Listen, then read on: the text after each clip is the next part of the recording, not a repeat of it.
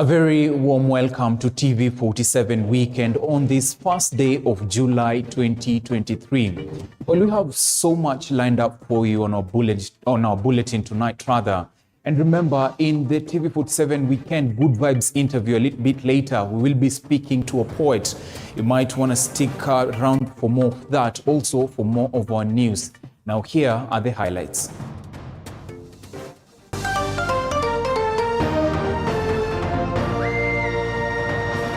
Tonight, nikaona gari trailer ikikuja kwa mwendo wa kasi sana, so mimi ndo nilikuwa naenda kukutana na yeye, lakini nikamkwepa.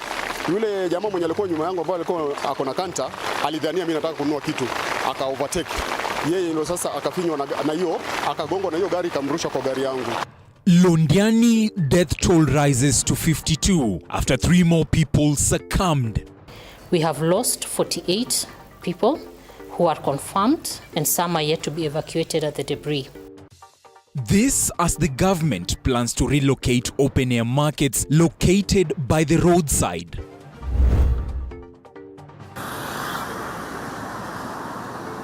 Also tonight, Kenyans are now paying an average of 192 shillings per litre of fuel after new prices took effect. Imepanda kuanzia leo. Sasa venye mafuta imepanda, sasa tuna expect mambo itakuwa ngumu kabisa. This as public service vehicles threaten to pass the burden of cost of fuel to passengers. Moto ilijaa na watoto wakashindwa jinsi wenye walikuwa huko ng'ambo walibaki huku, wenye walikuwa huku wakabaki huku. Sasa tukaishi nao mpaka vile moto ilipunguka ndio wakarudi huko. And tonight, we shall tell you about Bungoma's dangerous bridge. Residents say they are unable to cross during the rainy season.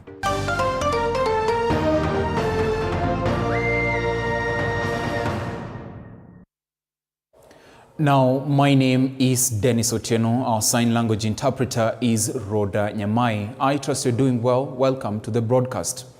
Now, we start off the bulletin on a sad note. The death toll in the Londiani road accident has risen to 52 after 3 more people succumbed. 45 other people continue to receive treatment in different hospitals. Eyewitnesses say the driver of a trailer that was headed from Kericho to Nakuru lost control of the vehicle and rammed into several vehicles at the Londiani junction. Transport Cabinet Secretary Kipchumba Murkomen now says the government will relocate all open-air markets by the roadside to avert tragedies in the future. Londiani Sub-County Police Commander Agnes Konga says they have launched a manhunt for the driver of the trailer who disappeared after the accident.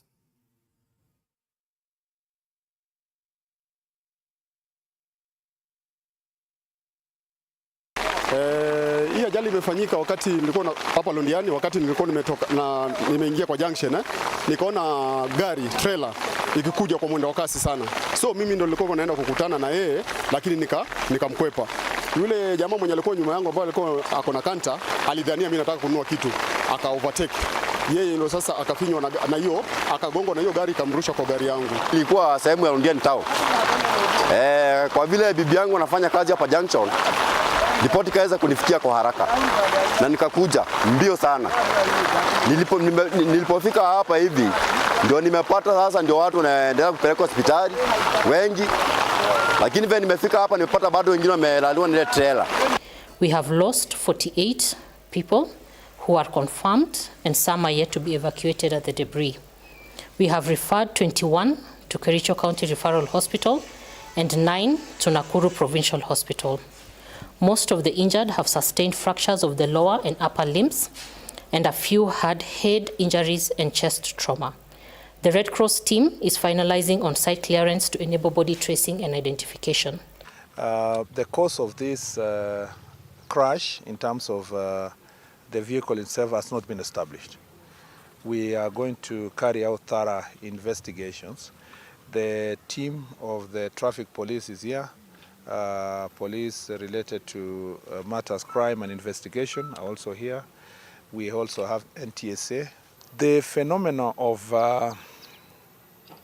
doing business along our roads is Kenyan, and maybe not Kenyan alone, but even if you go to East African countries, people are doing business along the roads. Market stalls, hawking along the road. This is not peculiar to Londiani. Well, may the souls of the bereaved rest in eternal peace. Now, moving on. Kenyans will now have to pay more at the pump following an increase in fuel prices. This is after the Energy and Petroleum Regulatory Authority, EPRA, implemented the 16% value-added tax despite the High Court suspending the Finance Act 2023. A spot check by TV47 revealed that the prices have indeed been increased. Here is the full report. We begin our spot check around several petrol stations within Nairobi's CBD, where activity was minimal. Motorists woke up to the shock of increased fuel prices, not only in Nairobi, but also across the country. The said increase is as a result of the latest review by the Energy and Petroleum Authority, EPRA. Just last evening, the High Court suspended the implementation of the Finance Act of 2023. High Court Judge Lady Justice Mugure Thande issued conservatory orders, consequently stopping the implementation of the Finance Act until the case is mentioned on the 5th of July 2023. This comes a day after Busia Senator Okiya Omtata amended his petition challenging the act.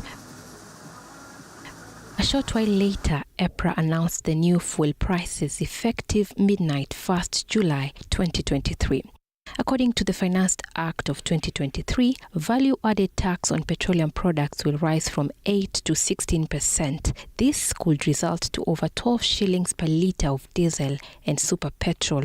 Only select petrol stations in Nairobi had a slightly lower difference from the rest.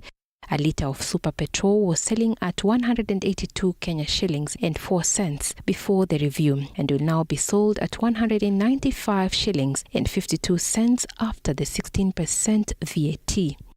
A litre of diesel, which was being sold at 167 shillings and 28 cents, is now selling at 179 shillings and 67 cents following the implementation of the 16% VAT.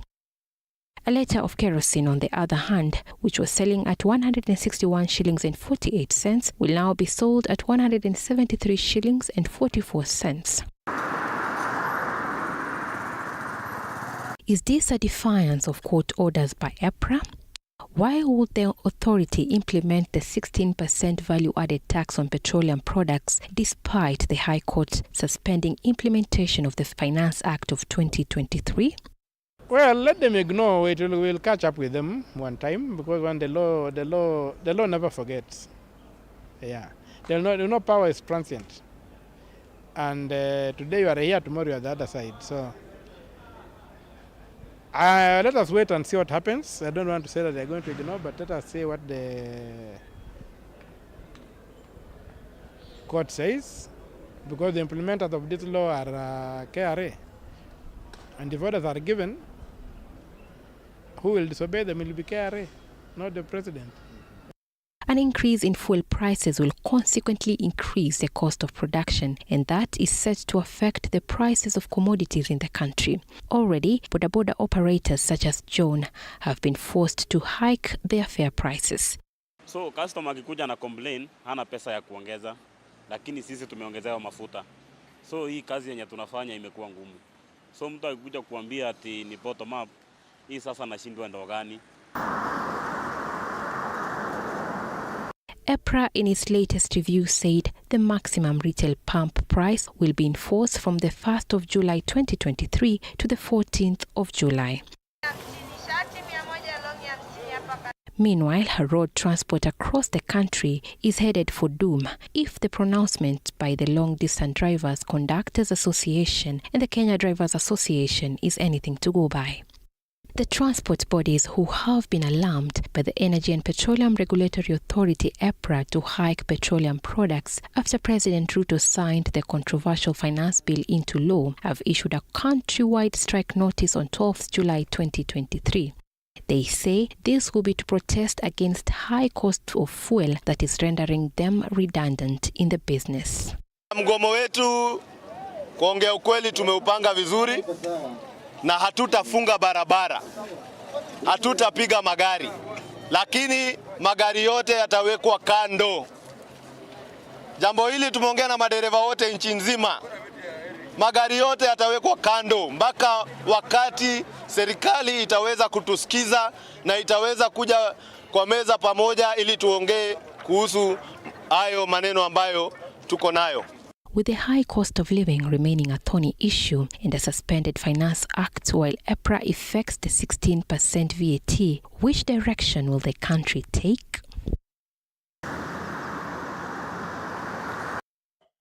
Meanwhile, just a day after President William Ruto froze the pay rise for state officials as proposed by the Salaries and Remuneration Commission to cushion government workers from inflation, the Commission on Saturday defended its move, quoting Section 11E of SRC Act that sets a 4-year review cycle for remuneration and benefits in the public service. Elizabeth Atieno has more details.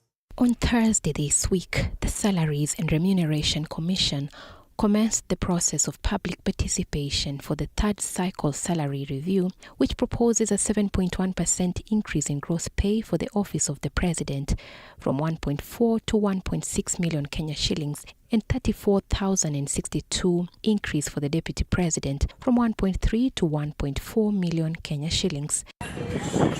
This proposal has continued to elicit mixed reactions from Kenyans. In a quick rejoinder, the Salaries and Remuneration Commission, through its chair Lynn Mengich, now insists that the salary raise does not target any individual and that the National Treasury has allocated 22.6 billion Kenya shillings as budget for the proposed review. We set pay for a job. We don't set pay for an individual.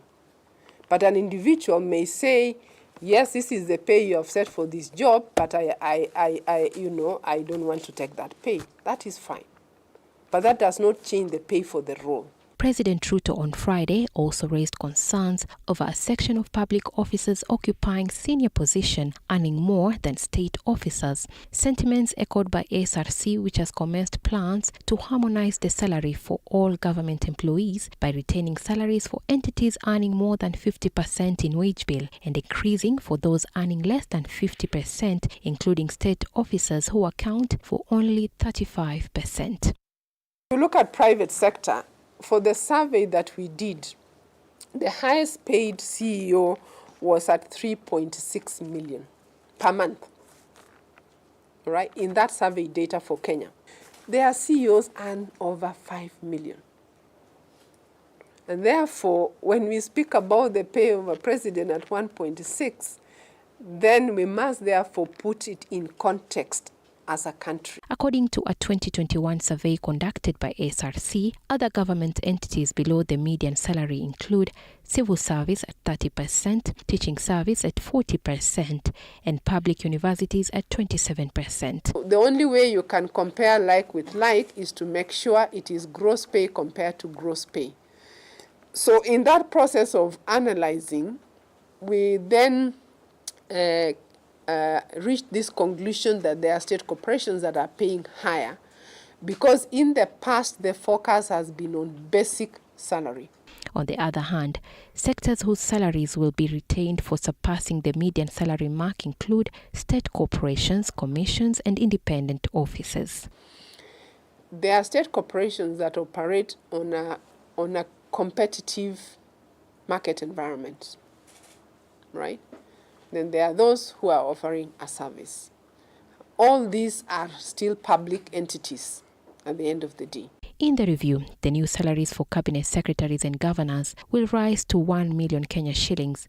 MPs and senators will now earn 741,000 and 769,000 Kenya shillings respectively, with MCAs now earning 164,000 Kenya shillings.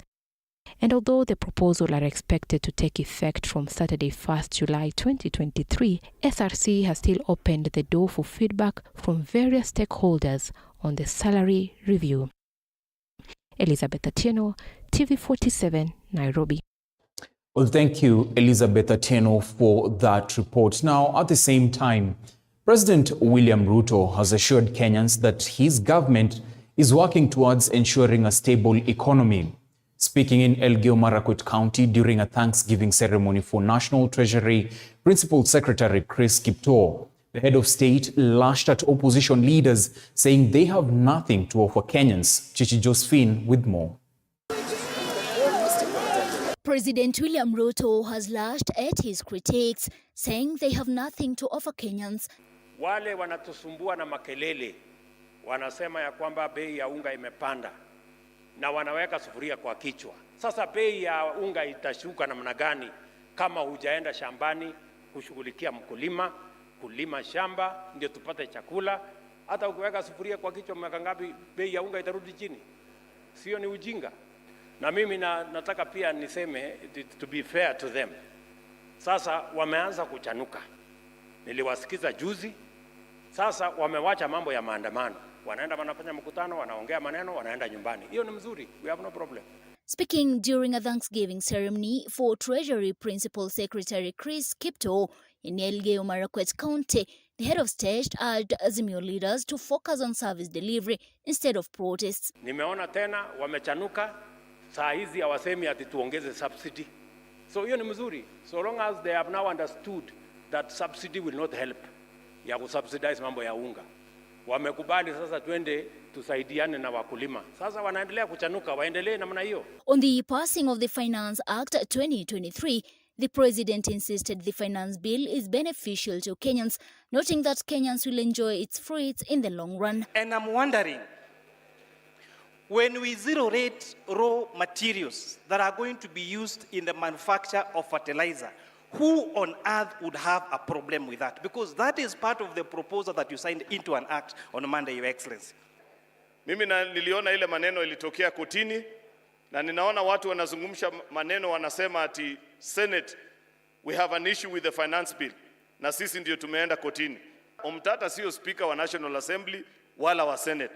Kwa hivyo yeye kwenda kotini na kusema Senate was not consulted, yeye angekonsultiwa kama nani? Hiyo sisi, much as we appreciate and we celebrate the independence of our judiciary, we also want our judiciary to be mindful of the fact that we have a country which must be run. It is true the judiciary must be independent. And it is true that is guaranteed within the Constitution. But it is important that the judiciary becomes alive to what we call public interest. President Ruto also spoke about his foreign trips, saying the signed agreements will ensure the nation progresses. Wakenya wengi wananiuliza nimeenda kufanya nini Marekani, nimeenda kufanya nini Canada, nimeenda kufanya nini Ujerumani, nimeenda kufanya nini kule Uarabuni. Nimeenda kule kwa sababu tunataka kuandikiana maafikiano na wale ndugu zetu wa hizo nchi zote. Wameniuliza ya kwamba wanataka Wakenya wafanyikazi, kwa sababu Wakenya wanajulikana kama ni wafanyikazi stadi, ni watu wenye bidii, ni watu wenye maono na ni watu ambao wanaweza kufanya kazi kwa uaminifu. Chichi Josephine, TV47. Now, a section of Bungoma residents are staring at imminent danger following poor infrastructure that has forced them to cross River Nzoia using a temporary bridge that exposes their lives to great danger. School-going children and expectant mothers are the most affected, with residents now calling on the government to intervene and construct a permanent bridge in the area to save lives. Here is Wanji Sostin with the story. River Nzoia, rising from the Cherengani Hills, passes through Trans Nzoia, Bungoma, Kakamega, and eventually feeds its water into Lake Victoria, Kisumu County.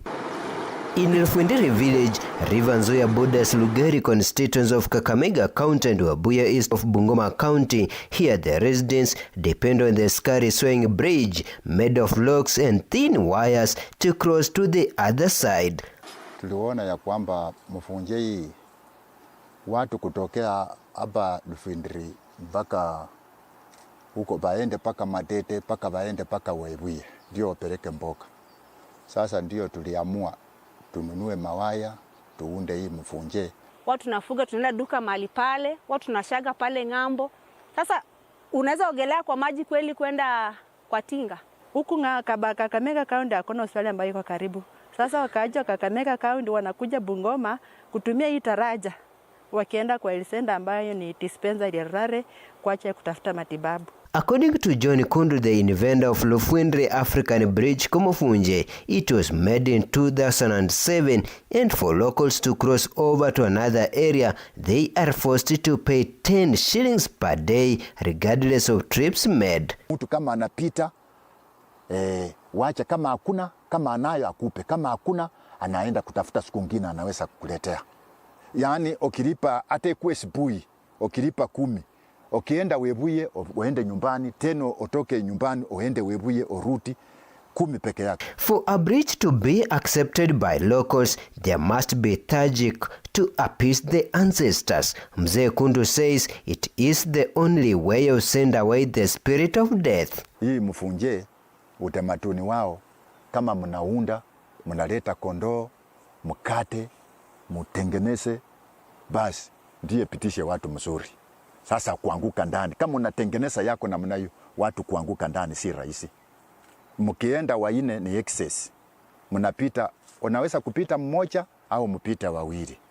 Tena kutembea, kama wewe unakalia kiti kwa hiyo mfunje, unawapatia akili ya kupita. Unasema kama mnapita mpite katikati. Yaani mkanyake mfunje hiyo katikati ya mfunje. Kundu says that it is a taboo to cross the bridge with a body. Etaki mtu kupitisha kama unapepa maiti. Kama mtoto anafia Webuye na ukuche naye kama usiku upite, hiyo mfunje taki. Lazima unatafuta mtu mtaalamu wa madawa atengeneze sasa apoishe hiyo ukali. Ndio wengine wasima kama wanapita wapite mzuri.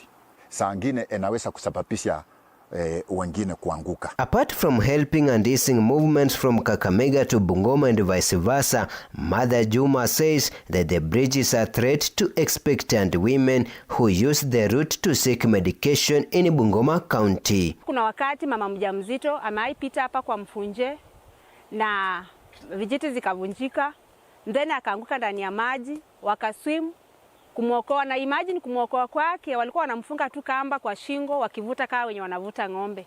Na unajua sasa hata wakati ule wanapomtoa pale ndani ya maji, wanaanza kumfinyilia chini wakitoa maji, na hapo tunasema tuna risk maisha ya mtoto pale tumboni.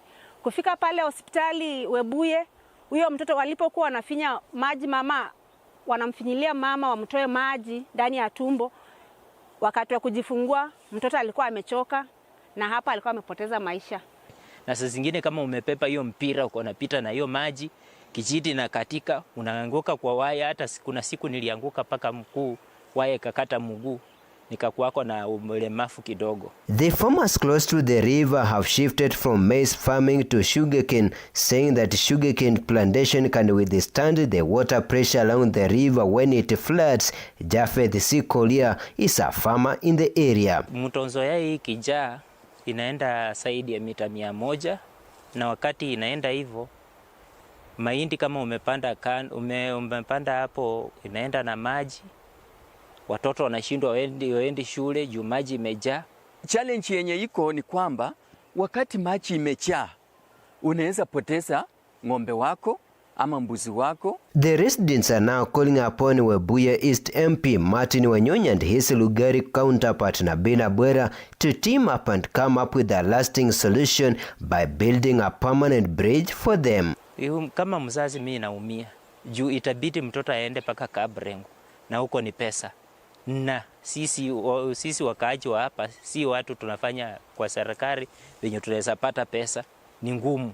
Iwapo mpunge wetu wa hapa anaweza kuwa mwema, at least ajaribu hata na watuundie daraja mahali hapa, ili hata na kufuka kwetu kwenda maji hapa ng'ambo iwe njia rahisi. For those visiting the area, Lufwindri African Bridge seems to be so dangerous. Yes, it is, but to locals here it's the only link between them and the services they so much need, services that can only be found across the river. Wanji Sostin, TV47, Bungoma. Well, they say necessity is the mother of invention. You could give all props to those who build that bridge, but still the government needs to do the most to make sure that they build a safer bridge. Now, on that note, we do a short break, but don't go too far. We'll be right back with more news.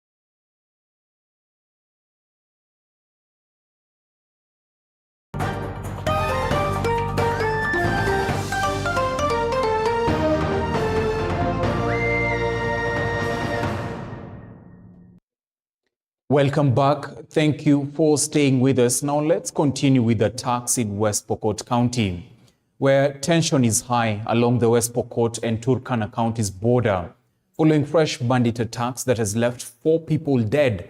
For the better part of the day, there was a fierce exchange of fire between 2 criminal gangs in the area, with residents now urging the government to change strategy to silence the gangs. Here is Paul Kirobi with more.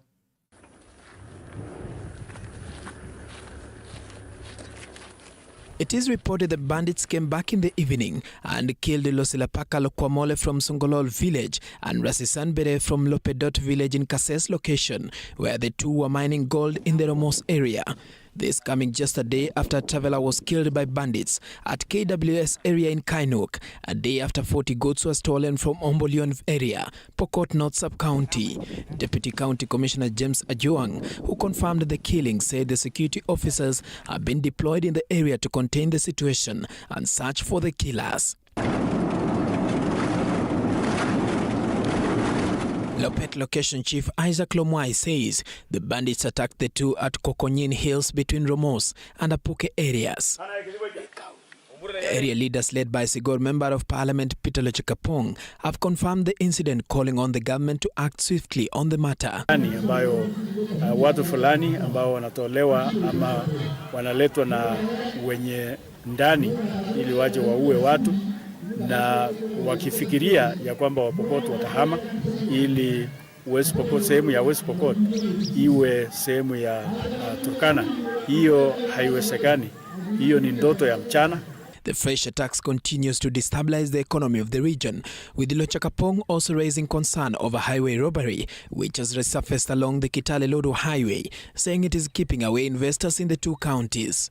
Kuna ahadi ambayo tumepewa na serikali kuu ya kwamba watatusaidia kitengo fulani cha hela kuhakikisha kwamba barabara katika sehemu ambazo ni ngumu kufikiwa, sehemu ambapo inakisiwa ya kwamba kuna wakora ambao wamejificha, itengenezwe.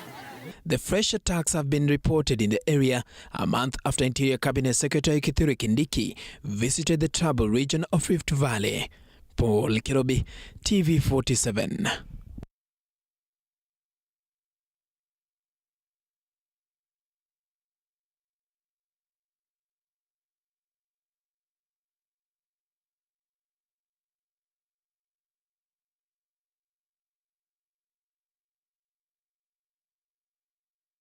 Now, the conversation of the duties and roles of deputy governors is one that refuses to go away, with some of the deputy governors now proposing amendments on the County Government Act to define their roles. However, Attorney General Justin Muturi says amending the County Governments Act to set aside deputy governors' roles and duties is close to impossible because it will interfere with the structure of the government.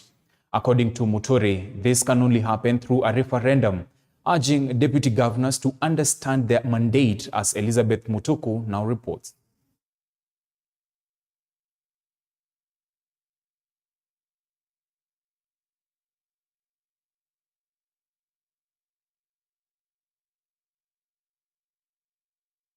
In the recent past, power tussle and conflicts between governors and their deputies has been witnessed as well, with DGs citing mistreatments by their bosses in the event they raise accountability questions, among other issues, thus remaining to be seen and not to be heard.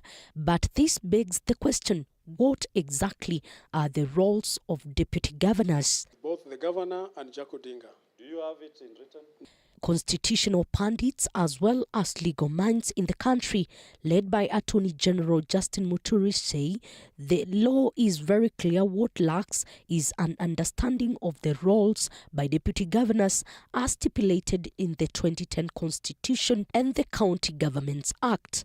According to Muturi, the deputy governors are principal assistants of the governors as per Section 32 of the County Governments Act that states the deputy governor should deputize the governor in executing the governor's function. The constitutional brake, it's like a brake in your car. The brake cannot demand to come in when you are accelerating, you see. So there are safety mechanisms, okay? Or like that airbag in your car. It comes at the time when it's necessary. When the governor is incapacitated, then you don't create a vacuum. The deputy comes in. So a deputy, for me, should do what Moi did to Kenyatta. For those who remember the history of Kenyatta, you may be too young. Moi became a fool when he was in the presence of Jomo Kenyatta. He had no evil, he saw no evil. He was there. You see. If you go counties where the deputy governors want to be co-governors, that is where you face a lot of problems. As a Senate and devolution, we have tried to, we don't need, and you know, let us in this country avoid being prescriptive. We don't need a prescriptive law that says, stand there, sit there, do this. There is the goodwill, the good faith within the governor to reassign duties. And I've seen even counties that have done without the law. I know a number of deputy governors who governors have gone ahead and assigned them specific duties of being CCMs. So as at now, we don't need to amend the law. I want to advise the deputy governors remain as deputy governors. Article 175, Section 5 of the Constitution says that when the county governor is absent, the deputy county governor should act as the county governor. Further, it states when acting in office, the deputy governor should not exercise certain powers of the governor. He or she cannot nominate, appoint, or dismiss anyone. The governor should also not delegate to deputy governor any functions that are relating to hiring and firing, to nominate, appoint, or dismiss. The governor is only one. If it is Nairobi, the governor is one. You are deputy to the governor. Let them deputize governors. Let them not try to create their own centers of power.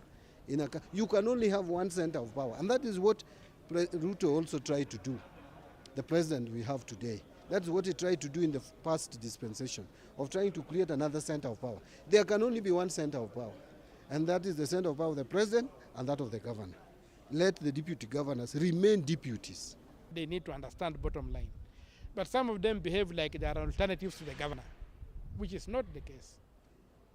And a deputy governor who feels the governor is not doing the right thing and is part of that ticket, you resign.